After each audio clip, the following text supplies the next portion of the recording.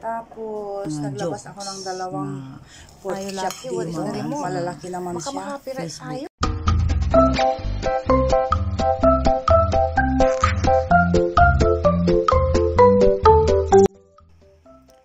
Hello po. So, ito yung nakuha natin doon sa gulayan kung saan tayo pumunta kahapon, guys. Ayan, na-i-boil ko na. Ganyan siya. Madali lang i-boil. Oo.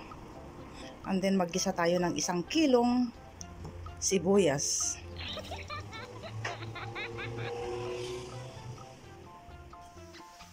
So, iginigisa na natin ito, guys. Bali, yung kalahati ng sibuyas natin ay pinanggis ako dito. At shout out kay Kakuda Pom Sisi. Dahil comments siya sa previous vlog natin, sabi niya ganun, ay nakakain pala yan. Sabi niya ganun. Marami daw tumutubo sa kanyang bakuran. Masustansya ito, Sisi. Iboboil pa ito, tapos tigain ng maigi. Tapos ganyan lang. Oo. Lagyan ng pampalasa ng naaayon sa gusto nyo.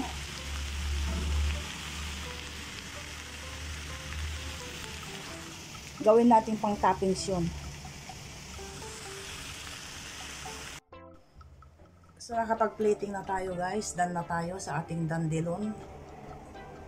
Ayan po siya. Tapos, naglabas ako ng dalawang pork chop dito. Malalaki naman siya. Medyo ice pa siya. Parating na yung ating mga kasama. Paghati-hatian namin, okay na yan. And then, french fries. And then, ito nga pala, guys. Ito yung nabili namin on sale. Mayroon pang isa sa fridge. So, dapat maluto na natin ito. Dahil, I think, mag-i-expire na ito. Mag-i-expire na in 4 days. So, dapat maluto na natin. At paalala sa mga mahihilig sa mga sale, on sale. Dumadampot na lang ng on sale na kagaya namin. Mahilig po kami para makatipid, di ho ba? Pero, dapat nating tingnan po yung date palagi. Dahil, sinesale nila dahil malapit na yung expiration. Hindi gaanong mahaba yung expiration. So, dapat makonsume na natin ito. Meron pang dalawa doon. Anyway, pag hindi namin na-consume, nandyan naman si Lucky. Fish burger. So, hello guys. Naidlip ako ng kalahating oras, guys. Tapos, ang sakit-sakit ng katawan ko ba? Sabi ko pagod ako from yesterday sa pagpunta namin dun sa sa bukid ba. Ang sakit-sakit ng mga buto-buto ko. Sabi ko babalik pa sana ako sa higaan. Anong oras na ba? Pagkakain namin kanina, ayun, si Jessie na ang naglinis ng kusina. Tapos yun nga, naidlip ako. Sabi ko akala ko ako lang yung ganito yung pakiramdam ko. Tapos tinignan ko yung mga kasama ko doon. Yung tatay namin nasa TV room. Si Bunso nasa salas, nakahiga din. Tapos yung panganay ganun din. Naandun silang lahat sa sopas. So, hindi lang pala ako ang parang nangihina. Yung panahon. Yung panahon, guys, ay makulimlim na hindi maintindihan. Nagdadala ng sakit itong weather. Dahil itong mga nakaraang 3 araw, mainit siya. Tapos, yun, medyo maginaw-ginaw na naman. So, ang panahon ang nakakasakit ng nakakasakit ng mga buto-buto. Pwede bang pang vlog ito, guys? Ayan, Hello, what's up, guys? Hello. Tapos meron pa dito.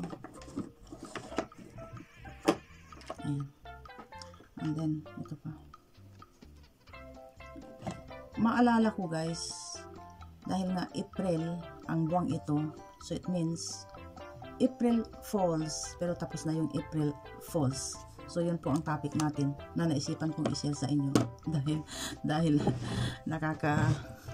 nakakatawa itong si Cathy. Shout out kay Cathy ulit. Cathy, meron siyang post para sa April Fools. Ang sabi niya doon, I'm pregnant. Pero kung sanay ka na sa mga jokes na dumadaan sa Facebook mo tungkol sa April Fools, hindi ka madadaya. Pero kung hindi ka sanay, talagang bibigay ka. Maraming nabuntis sa April Fools, maraming nakauwi ng Pilipinas sa April Fools. Yun yung mga karamihang joke nila. Yun nga, isa na doon si Cathy. Sabi niya ganun, I'm preggy. Pero hindi siya nakalusot sa akin. Alam kong nagbibiro siya para sa pang April Fools niya. So sabi ko, sige ka babawi ako sa'yo. Sabi ko sa isip-isip ko. So alam niyo ang ginawa ko, Cathy, yan, sasabihin ko na yung ginawa ko sa'yo. Yan nga, April Fools niya ay buntis daw siya, pero hindi ako naniwala. So sabi ko, gaganti ako sa kanya. Alam niyo ang ginawa ko kay Cathy, guys? May message, sino yun?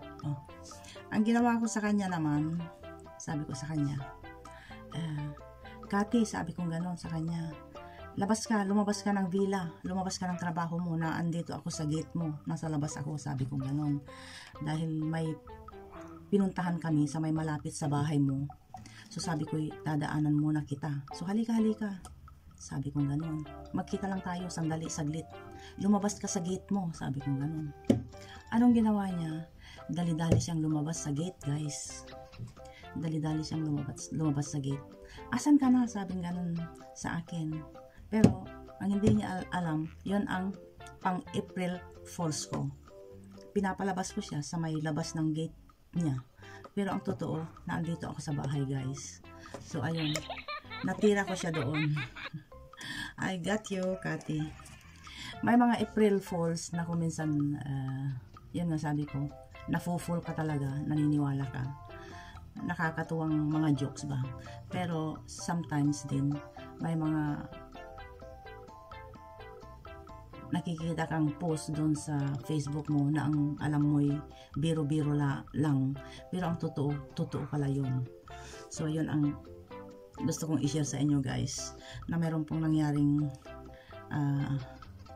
hindi maganda sa isa kong kaibigan, na ang pagkakaalam ko parte yun ng April Fools, dahil nung ipinost niya April 2 yun, at ang sinabi niya doon sa post niya is namatay yung fiancé ng anak niya. Na-post niya sa Facebook. Sabi kong ganun, parang hindi biro ito sabi kong ganun. So, ang ginawa ko is tinawagan ko siya. Tinanong ko siya na, yung post mo, late ka na para sa April Fools. Party ba yun ng April Fools? Sabi ko sa kanya. Ano yun? Tapos yun, naikwento na niya na totoo pala yun, guys, dahil pinost niya ng April 2. Ang pagkakaalam ko is joke lang niya. So nalungkot ako doon sa balitang yun na nangyari sa sa fiancé ng anak niya. Yung anak niyang babae, ipost ko nga dyan, yan po yung anak niya, yung babae, tapos yung lalaki, yun yung fiancé ng anak niya. And then, ito naman, guys, ito yung grupo nila. Siya yung kaibigan ko, tapos asawa niya Lebanese, tapos yung lalaki, siya yung magiging manugang sana na namatay, tapos yung babae, yun yung anak niya. So, yun na nga ang nangyari. April 2, inatake, na heart attack yung magiging manugang sana niya. Bali, 4 years na daw. Oo, 4 years na engaged yung dalawa. In love sila sa isa't isa, mahal nila ang isa't isa, at nagpaplano na nga silang magpakasal sana. So, yun ang mangyari. Nakakalungkot na balita. Ako'y nalungkot sa balitang yun. So, ang buhay nga naman, guys, di ba? So, sabi ko dun sa kaibigan ko na mas maganda pang, kung mangyari man na kunin siya ng Panginoon, mas maganda pang ngayon na hindi pa sila nakakasal kaysa sa pagkatapos ng kasal nila, di ba? Mas masakit yun. So at least hindi masyadong masasaktan yung anak niya. So hindi natin alam yung takbo ng ating buhay. Ngayon humihinga ka, bukas makalawa hindi mo alam kung anong mangyayari. So yun na nga ang sabi ko dun sa kaibigan ko, na palakasin niya ang loob ng anak niya, dahil who knows, baka yun ang plano ng Panginoon, na hindi talaga sila para sa isa't isa, di ho ba? Kung mangyayari man yung pagkamatay niya, ay mangyayari the following month or following year. So mas maganda na rin na nangyari yun kaysa yung time na kasal na sila or may anak na sila tapos mamamatay yung yung magiging asawa niya, di ba mas masakit yun? So yun ang dapat na i-advise mo sa anak mo, na siguro hindi kayo para sa isa't isa, at kung may mas maganda pang nangyaring maaga kaysa later, ganun din, mas lalong masakit if later na mangyayari yun, di ba?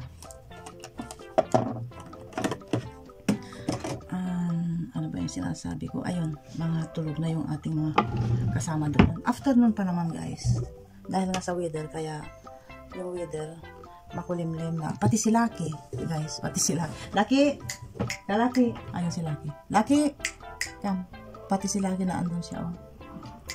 Lucky. So mamaya ulit, guys. Ayan, bumalik ako dito, guys. Yan, oh. Nagdididi siya. What you're doing? No. Ang bango ni Lucky. We'll close din. Ang bango ni Lucky. Kulang ang isang karton ng box ng wet wipe sa isang linggo. Here, say hello to them. What you want? Nagdididi siya? What you are doing? Look. Dididi you are? You are dididi? So bye-bye na. Bye-bye na. Baka makapiright tayo, Lucky. Where is the remote? Baka makapiright tayo. Well, put down the voice. So yun na yun, guys.